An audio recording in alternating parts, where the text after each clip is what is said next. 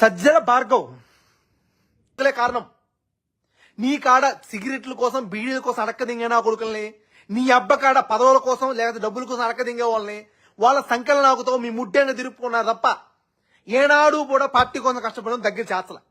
ఈ రోజు ఇంత అధమస్థాయి పార్టీకి ఇంత నీచమైనటువంటి ఓటమి దక్కిన తర్వాత నా గుండె రగిలిపోతుంది. నిజంగా నా గుండె రగిలిపోతుంది. చెత్తనా కొడుకులరా మీరు, చెత్తనా కొడుకులు. 2014 నుంచి 19 దాకా ఇదే పార్టీ కోసం అహర్నిశలు కష్టపడి కేసులు పెట్టించుకున్నా కూడా ఏనాడు బాధపడాల. 2019లో గెలిచిన తర్వాత మీ అహంకారంతో మమ్మల్ని కూరలో కరివేపాకులేక పక్కన పారదిగినా కూడా సరేలే పర్లేదులే ఇంకో కాముకున్నాం. కానీ ఈ రోజు ఈ అధమస్థాయి ఓటమికి కనీసం పవన్ కళ్యాణ్ గారి కాలు గోటికి కూడా పనికిరాని అధమస్థాయి దిగజారు స్థాయి ఓటమికి ఎప్పటికి కూడా నిజాలు తెలుసుకోకుండా మనం అలా ఓడిపోయాలి ఎలా ఓడిపోయాలని కూరలో కరివేపాకు మాట్లాడొద్దు, పక్కన పడలేం. కానీ మనం చిత్తుగా ఓడిపోయాం. మనం చేతగాని నా కొడుకులం ఒప్పుకోండి. ఈ పార్టీ ఓటమి కారణాలేంటి? సజ్జల రామకృష్ణ రెడ్డి కాదా? సజ్జల భార్గవ్ కాదా? బాధపడొద్దండి. జగన్మోహన్ రెడ్డి గారు మీరు బయటికి రాకుండా కేవలం ఇంట్లో కూర్చోవడం కాదంటారా? మిమ్మల్ని నమ్ముకున్న కార్యకర్తలు ఈరోజు టీడీపీ జనసేన పార్టీ గెలిచిన తర్వాత ఇదే వాళ్ళ ఊరిలో ఎవరైనా గొంతెత్తి మాట్లాడే ధైర్యం ఉంటుందో వాళ్ళకి? ధైర్యం లేదు. వాళ్ళ ధైర్యాన్ని మీరు చంపేశారు. ఖచ్చితంగా మీరు చంపేశారు. ఈ రోజు ఒక వైఎస్ఆర్సీపీ కార్యకర్త వాళ్ళ ఊళ్ళో ఇది మా పార్టీ అని చెప్పగలుగుతారా? వాళ్ళ నమ్మకాన్ని మీరు చంపారు. ఒక స్క్రీన్ తెచ్చి అయ్యా ఇదయ్యా ఇలా చెప్తే ఇలా అవుతుందయ్యా, ఇలా ఇదిగో 2019 నుంచి 14 19 ఇంత మన రెవెన్యూ, 2019 నుంచి 2024 ఇది మన రెవెన్యూ, ఈ రెవెన్యూ వల్ల మనం ఇది చేయలేం. ఎవరికి కావాలండి ఈ రెవెన్యూ? ఎవరికి కావాలి? ప్రజలు ఇది నమ్ముతారా?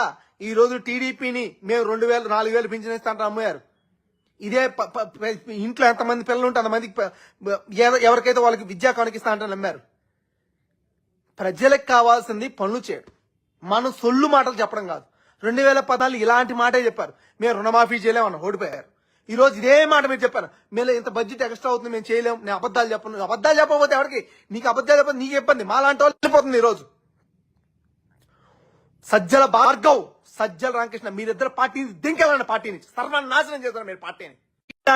మీలాంటి పనికి మాలిన వాళ్ళ వల్లే, మీలాంటి పనికి మాలిన వాళ్ళ వల్లే. గుర్తుపెట్టుకోండి. ఒరే ఎవడోడు చల్లా మధు, ఒరే బేవర్స్ నా కొడక, నువ్వేమన్నావు ఒకప్పుడు?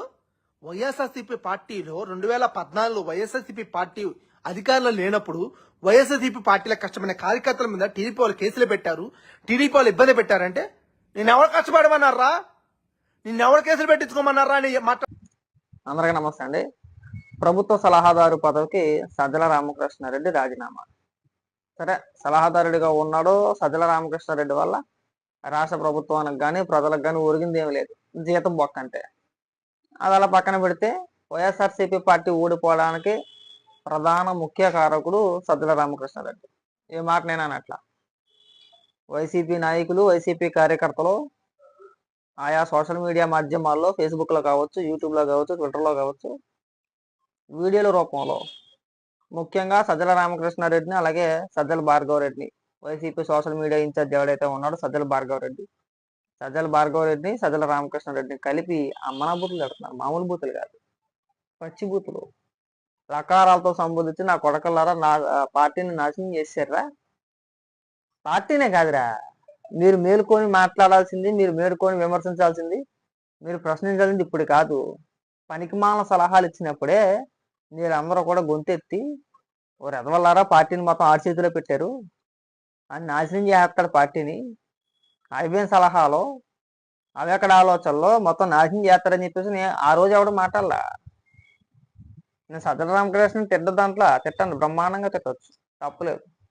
కానీ ఇవాళ నీతి సూక్తులు చెప్పే మీరందరూ కూడా గతంలో మాట్లాడుంటే బ్రహ్మాండంగా ఉండేది. ఈ ఎన్నికలకు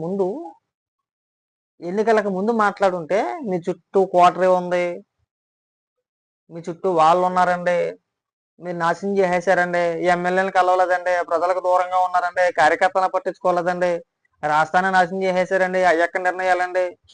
ఈ ఫేస్బుక్లో లైవ్లు పెట్టి బుద్ధి తిట్టే బదులు మీరు అధికారంలో ఉన్నప్పుడే కష్టమో నష్టమో ఆ రోజే మీరు చెప్పుంటే కనుక కొద్ది గొప్ప మార్పు వచ్చుండేదే కదా. ఇలా సజ్జల రామకృష్ణారెడ్డి ఎన్ని బూతులు తిట్టినా ఉపయోగం లేదు, అయిపోయింది సినిమా. చక్కగా ప్రజల సొమ్ము జీతంగా తీసుకున్నాడు, సంపాదించుకున్నాడు, దాచుకున్నాడు. ప్రజల భార్గవరెడ్డి కూడా వైఎస్ఆర్సీపీ పార్టీ పేరు చెప్పుకొని శుభ్రంగా సంపాదించుకున్నారు. అందరూ కూడా తండ్రి కొడుకు ఇద్దరు బ్రహ్మాండంగా సంపాదించుకున్నారు. మీరు తిట్టే బూతులు అలాగే వెళ్తాయా? ఆ కొండా రాజశేఖర రెడ్డి ఒక ఒక ఆయన ఉన్నాడు సోషల్ మీడియాలో వైసీపీ తరఫున. ఆయన ఫ్రస్ట్రేషన్ మామూలుగా లేదు. ఆయన కావచ్చు, లేదంటే ట్విట్టర్లో కావచ్చు, మామూలుగా తిట్టట్లా. తీరా చూస్తే సజ్జల రామకృష్ణారెడ్డితో పాటు ఒక 20 మంది ప్రభుత్వ సలహాదారులు మొత్తం ప్రభుత్వానికి పదవులకు రాజీనామా. అసలు అంతమంది సలహాదారులు ఉండి ఏం చేశారు ఇవాళకి మాకు అర్థం కాదయ్యా. ఇంచుమించు 50 మంది పైన ఉన్నట్టున్నారు సలహాదారులు. ఒక 50 మంది పైన ఉంటారు సలహాదారులు. అంతమంది సలహాదారులు ఏం చేశారు రాష్ట్రానికి అంటే ఏమీ లేదు, ఏం కనబడట్లా. ఓ పక్క జగన్మోహన్ రెడ్డి చేసింది ఏమన్నా ఉందంటే అది కూడా ఏం లేదు, బటన్ ఒకటే. ఆ బటన్ నొక్కడానిక 50 మంది సలహాదారులు ఉన్నారా మరి ఏంటో నాకు అర్థం కాల. సలహాదారులుగా ఉపయోగం లేని వ్యక్తులు ఎవరైనా ఉన్నారంటే వీళ్ళే.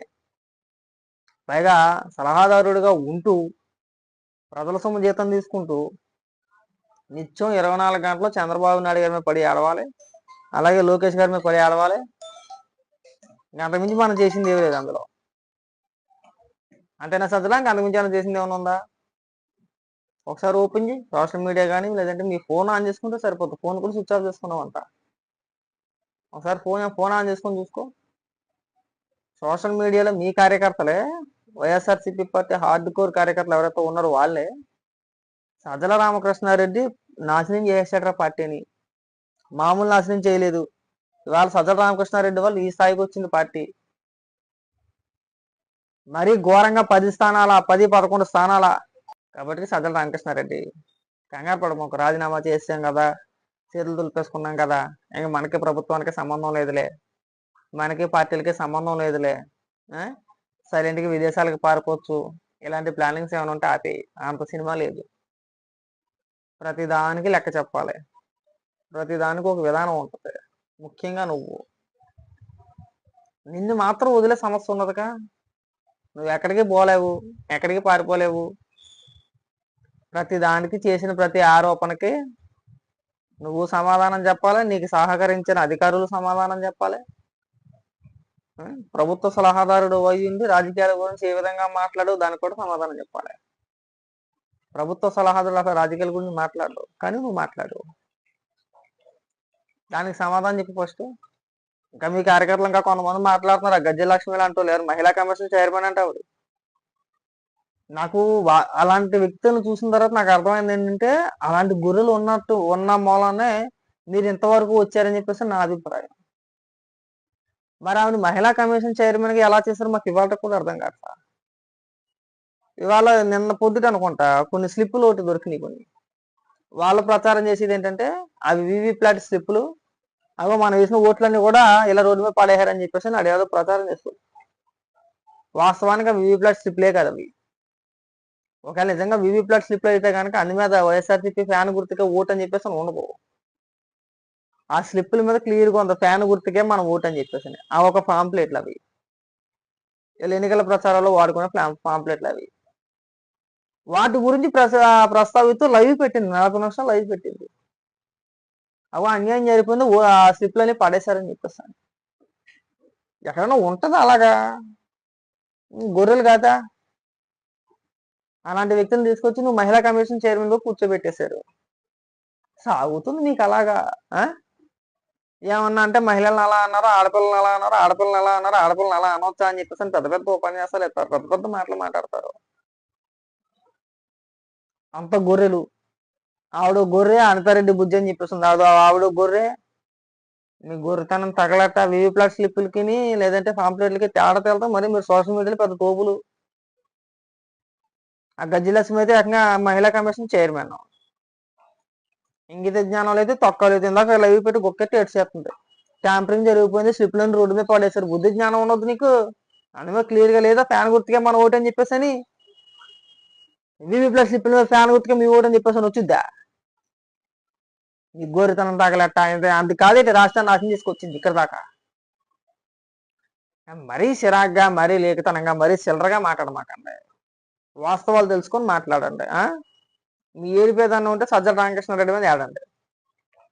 మిమ్మల్ని, మీ పార్టీని, మీ నాయకుడిని ఈ స్థాయికి తీసుకొచ్చేసిన ఏకైక వ్యక్తి సజ్జల రామకృష్ణారెడ్డి. మేము మొదటి నుంచి చెప్తున్నాం, మరి బాబు సంక్షేమ పథకాలతో ఏం జరగదురా, బట్టన్ నొక్కేకంటారా, బట్టన్ నొక్కేకంటారా, రాష్ట్రాన్ని నాశనం చేసేమాకంటారా అని చెప్పేసాను. ప్రజలకి అంత తెలియదా? మనం బట్టన్ నొక్కేసి డబ్బులు వేసినంత మాత్రం ప్రజలను పెంచోళ్ళా? కాబట్టి ప్రజలకు అన్నీ తెలుసు. మనమే ఇక్కడ గొక్కే తేడా అవసరం లేదు. ప్రజలకు అంత ఇంగిత జ్ఞానం లేకుండా ఏం ప్రజలు లేరు. అందరికీ అవగాహన ఉంటుంది. అందరికీ అవగాహన కల్పించాల్సిన బాధ్యత మనదే. అది బాగా గుర్తుపెట్టుకోవాలి మనం. కాబట్టి సజ్జల రామకృష్ణారెడ్డి ముందు మనకు అనుకుంటే అయిపోద్ది. నువ్వు రాజీనామా చేసినంత మాత్రాన నువ్వు సేఫ్ అనో, లేదంటే నువ్వు బతుకుపోయేవనో, లేదంటే తప్పించుకున్నావు అని చెప్పేసి అనుకో, ఖచ్చితంగా దొరికేస్తావు. ఇది మాత్రం పక్కా. నీకు తప్పించుకునే అవకాశం లేదు. జగన్మోహన్ రెడ్డి చేసిన అవినీతిలో నువ్వు కూడా భాగస్వామి. సారీ, మెయిన్ కారణమే నువ్వు. ప్రతి దాంట్లోనే కమిషన్ తీసుకున్నావు. సింపుల్ గా గట్టిగా నొక్కిన కాడికి శుభ్రంగా చేతులు దులిపేసుకునే ప్రయత్నం చేస్తున్నావు. కట్టిపెట్టే ఇంకా.